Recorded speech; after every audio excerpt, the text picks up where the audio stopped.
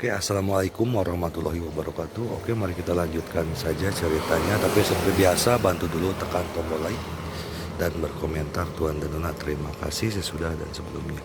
Bab 1011 Kawashima Jizi diusir bekerja, Oda Miki dan Anzai Rika keduanya tercengang.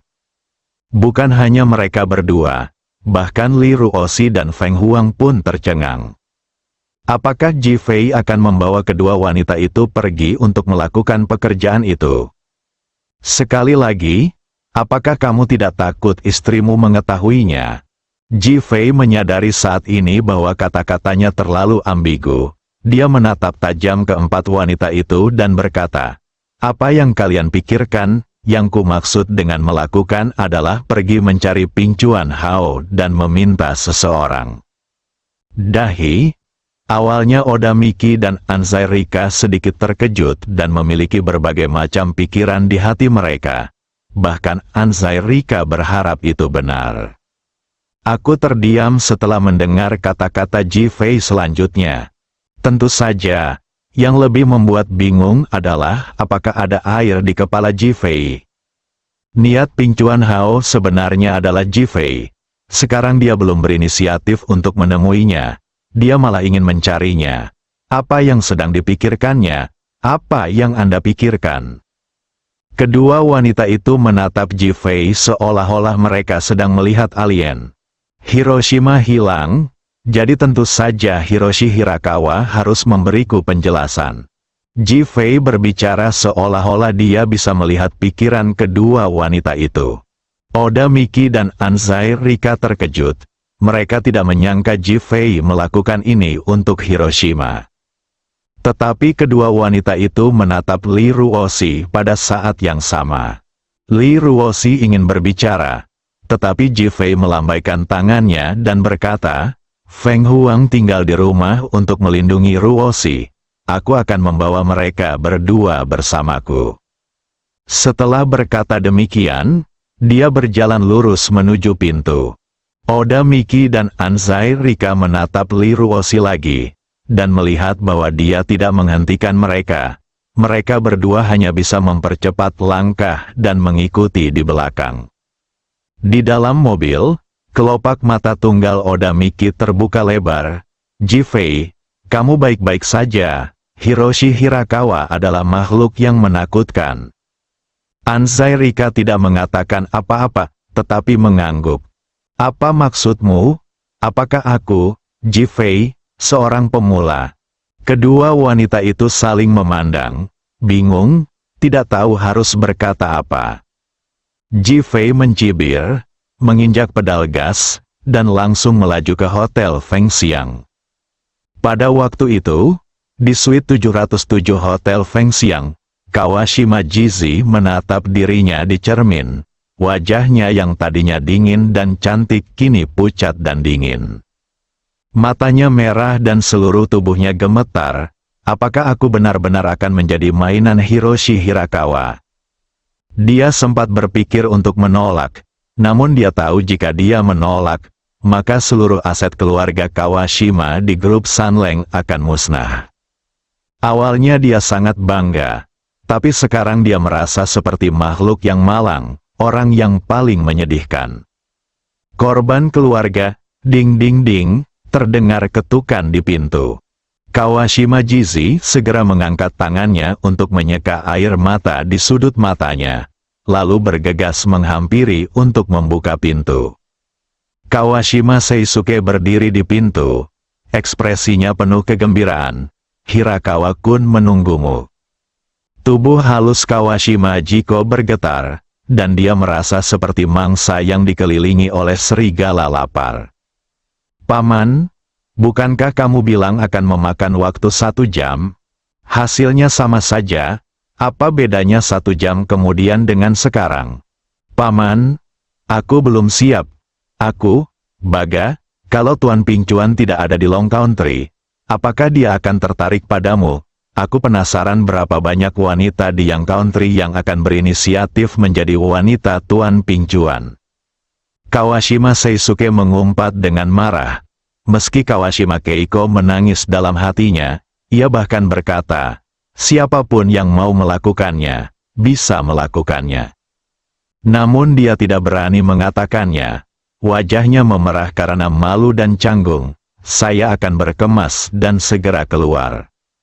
10 menit paling lama, setelah Kawashima Seisuke selesai berbicara, dia membanting pintu hingga tertutup.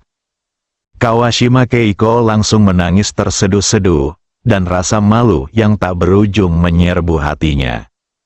Dan di luar, Kawashima Seisuke tidak sabar untuk menjadikan Kawashima Keiko sebagai wanita Hirakawa Hiroshi. Baru saja melihat Hiroshi Hirakawa tertarik pada Keiko Kawashima, ia segera membuat pengaturan dan kembali melapor. Tetapi ia tidak berani mengatakan bahwa ia ingin memberikan Keiko Kawashima kepada Hiroshi Hirakawa. Ia hanya mengatakan bahwa ia ingin memainkan guzeng untuk Hiroshi Hirakawa. Hiroshi Hirakawa segera mengerti apa yang dimaksud Kawashima Seisuke, tertawa dan menyemangatinya, bahkan bersiap untuk menyesuaikan pekerjaan Kawashima Seisuke, berencana untuk memberinya pembagian kerja Hiroshima, yang membuat Kawashima Seisuke gembira. Kini, mimpi itu akan menjadi kenyataan, dan hatiku penuh dengan penantian. Di ruang dalam, air mata penghinaan mengalir di wajah dingin Kawashima Jizi. Jika itu kekasihnya, dia akan rela. Tapi ini sangat memalukan. Tanpa disadari bayangan Ji Fei muncul di benaknya. Setelah ragu-ragu cukup lama, dia pun menelepon Ji Fei. Meskipun panggilan telepon dengan Ji Fei tadi tidak menyenangkan, untuk beberapa alasan, dia merasa bahwa Ji Fei adalah satu-satunya orang yang dapat membantunya saat ini. Ji Fei sedang mengemudi ketika telepon berdering. Ketika dia melihat Kawashima Jizi menelepon, ekspresi bingung muncul di wajahnya. Apakah dia lupa penghinaan yang baru saja dideritanya? Tepat saat saya hendak menjawab panggilan, Kawashima Keiko di ujung sana sudah menutup telepon. Saya menelepon lagi, tetapi teleponnya dimatikan. Ji Fei menelepon 2 kali tetapi tidak tersambung, jadi dia meletakkan telepon dan mengabaikannya.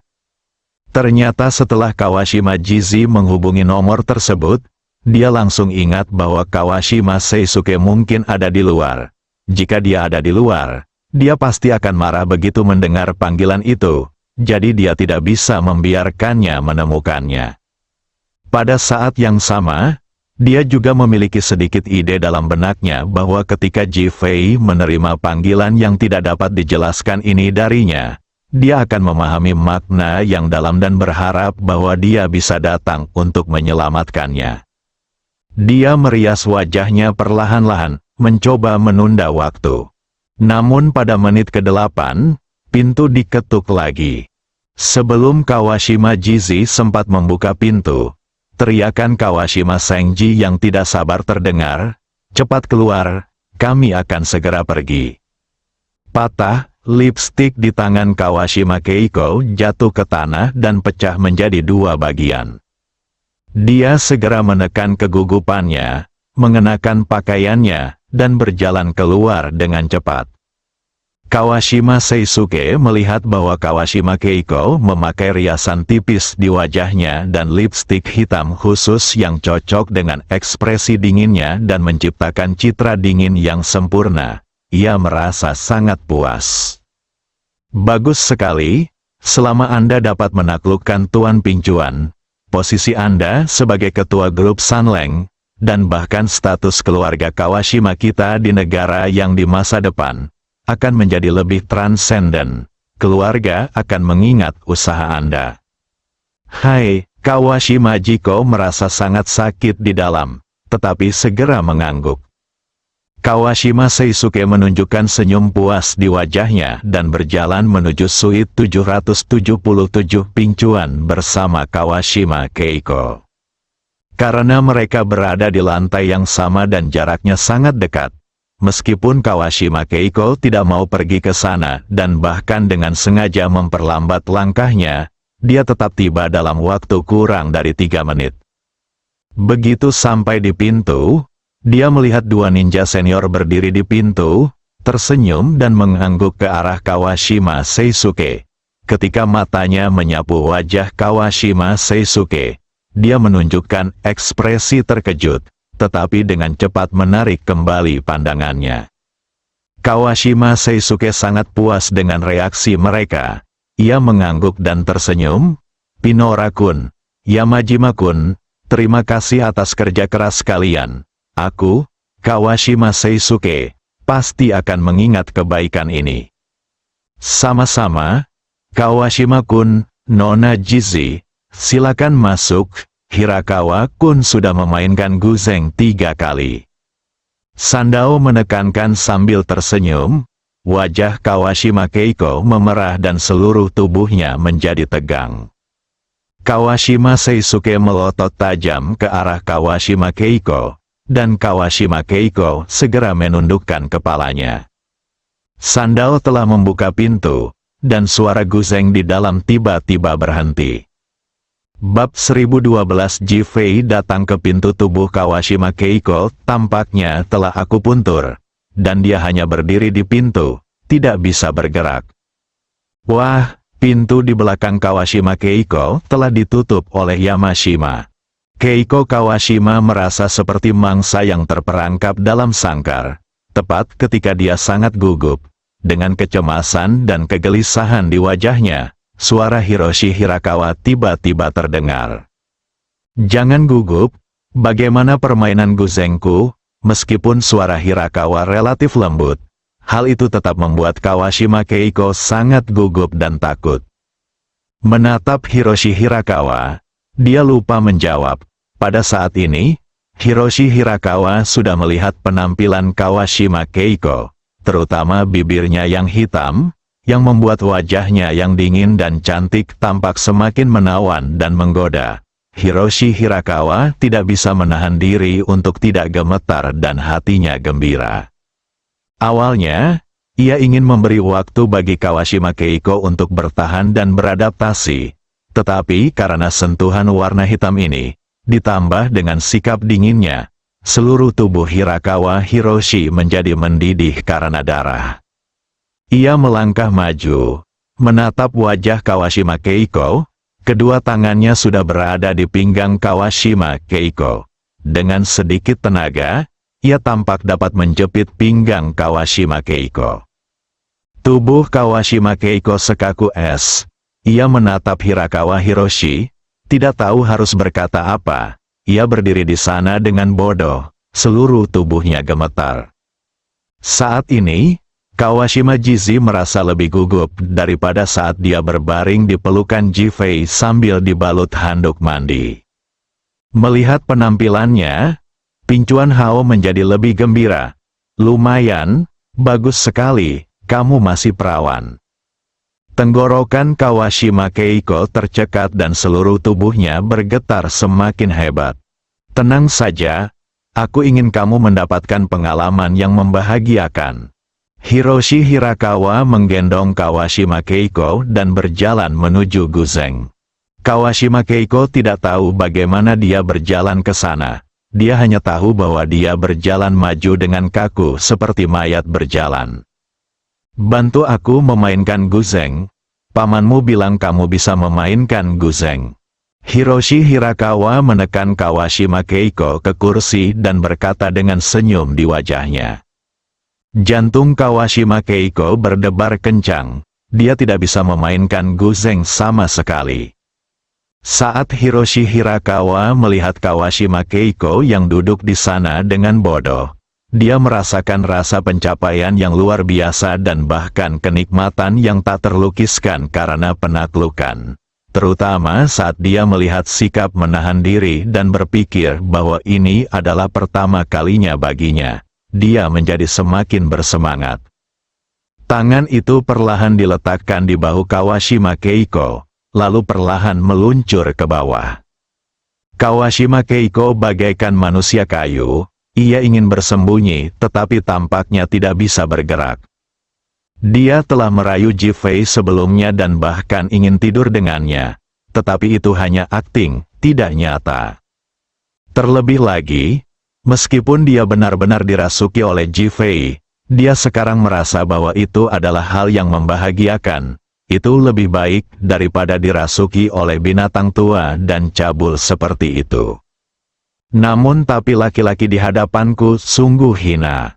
Tutup matamu dan biarkan air mata jatuh. Aku masih memikirkan tentang panggilan telepon yang baru saja kulakukan kepada Ji Fei. Apakah Ji Fei bisa mengerti? Ping Chuan Hao tidak tahu apa yang dipikirkannya. Dia pikir dia sangat menikmatinya. Ada kegembiraan di matanya, dan dia bahkan mulai mengambil tindakan. Saat ini, di lantai bawah Hotel Fengxiang, Ji Fei menghentikan mobilnya dan membunyikan klakson dengan keras tanpa melepaskannya. Dalam sekejap, seluruh halaman Hotel Fengxiang dipenuhi dengan suara klakson mobil. Di dalam rumah, tangan Hiroshi Hirakawa hendak meraih bagian tubuh Kawashima Keiko yang dibanggakan. Namun saat mendengar klakson mobil, ia berhenti dan tatapan matanya menampakkan ekspresi dingin. Jelas kesenangannya terganggu, terdengar suara langkah kaki di luar pintu, dan jelas seseorang telah turun ke bawah untuk menanganinya. Beberapa orang yang di lantai pertama sudah bergegas keluar. Ketika mereka melihat Ji Fei, Oda Miki, dan Anzai Rika keluar dari mobil, kemarahan langsung membuncah di mata mereka. "Baga, kalian pengkhianat!" Seorang pria berusia 30-an, mengenakan setelan hitam, tampak sangat tampan. Dia adalah Akutagawa.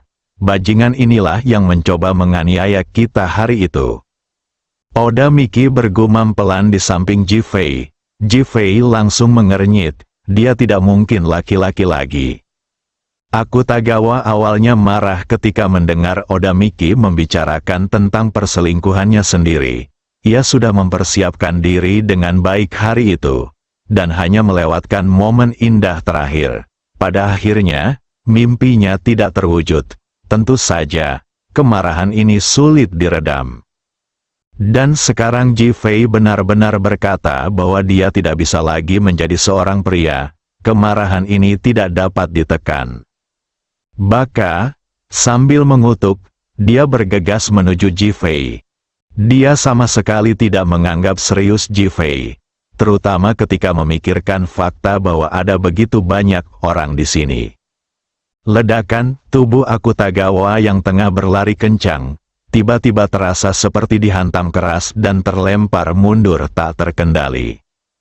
Aduh, ia menjerit keras dan terbang terbalik, tetapi tangannya menutupi tubuh bagian bawahnya dengan erat. Wajahnya pucat dan ia tampak seperti orang mati.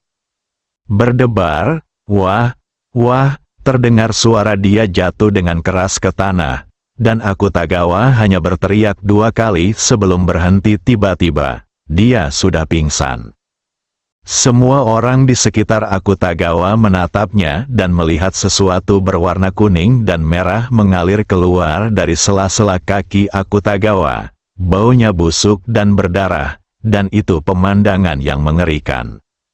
Orang-orang yang semula sangat marah saat mendengar klakson mobil dan ingin unjuk kebolehan, tiba-tiba berdiri mematung tak bergerak, seperti kena akupuntur dan tak bisa bergerak.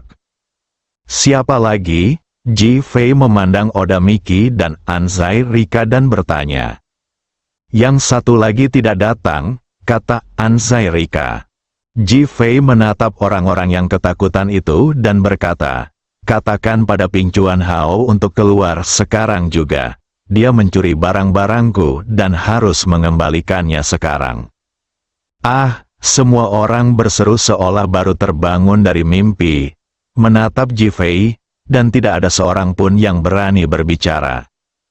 Baka, kutukan marah Kawashima Seisuke terdengar di lobi hotel. Kemudian tubuhnya melesat menembus kerumunan bagaikan kilat dan muncul di hadapan Ji Fei.